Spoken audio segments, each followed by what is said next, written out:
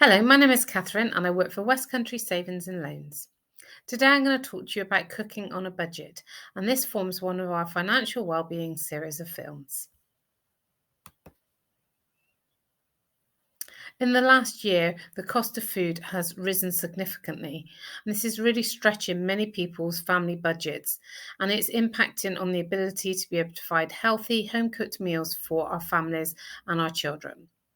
So, what I'm going to encourage you to do is have a look at the way you plan your meals and have a look at what you're cooking. Unfortunately, we can't influence the prices of food in the supermarkets, but we can think about how we manage our budget and the food that we cook. So, some very simple things to think about are planning your meals for the week. Batch cooking, which will save you time, it will save money on fuel energy for the cooking, and it will also save on food wastage. And use your freezer.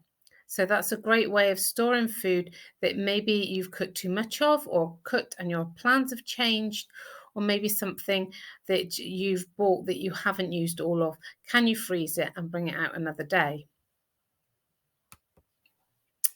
At West Country Savings and Loans, we don't pretend to be experts on food, but we do like to help people with their budgeting and financial side of their lives.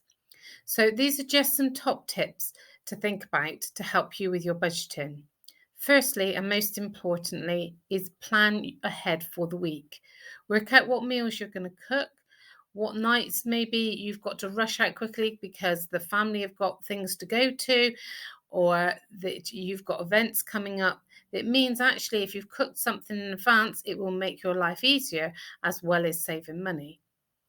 Then when you go to the supermarket, make sure you have your list with you. If you do have little helpers, then ensure that you stick to the list and make it a fun thing between you and the children. Stock up on store cupboard staples. So when you see things that are on special offer, bulk buying things like rice and pasta can really help to save money. And tin foods, things that you know don't have or have a very long expiry date and won't go off. Also, to take advantage and look out local pantries and local fridges. Sometimes community fridges or local pantries have a small join-in fee, but you can save money on food in there, and it also reduces food waste, so it helps everybody. Many people find that when they do go shopping, it's useful to have cash in their hand, the amount of money that they want to spend. And whilst I don't advocate carrying large amounts of cash around with you, if you take out enough for your weekly shop, that will ensure that you don't get tempted by things that are on special offer that you don't actually need, or those little treats that you really wanted to avoid buying. The next thing I suggest is getting the kids involved in cooking at a very early age, so they can make sweet treats using recipes. They can learn to cook and save money through cooking rather than buying ready and pre-prepared meals.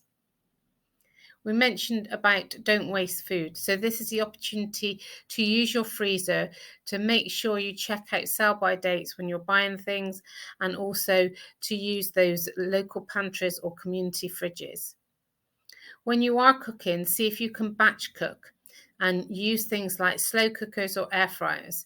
If you batch cook ahead of time and then freeze those items, you reduce the energy cost because when you get them out, you're warming them up, and you might be able to do that in a microwave or in a slow cooker rather than cooking from scratch from the whole amount.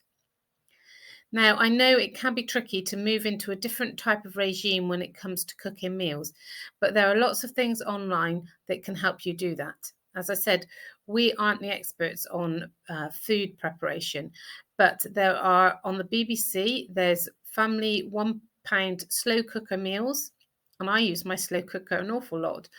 Jamie Oliver has lots of budget-friendly cooking tips on his website.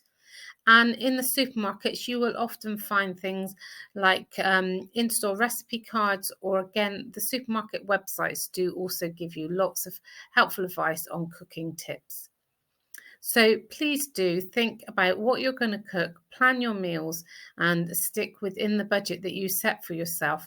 And I know that can be very tricky at this difficult time, but everything we can do to budget and to stick to a budget will really help us in the future. Thank you for joining me.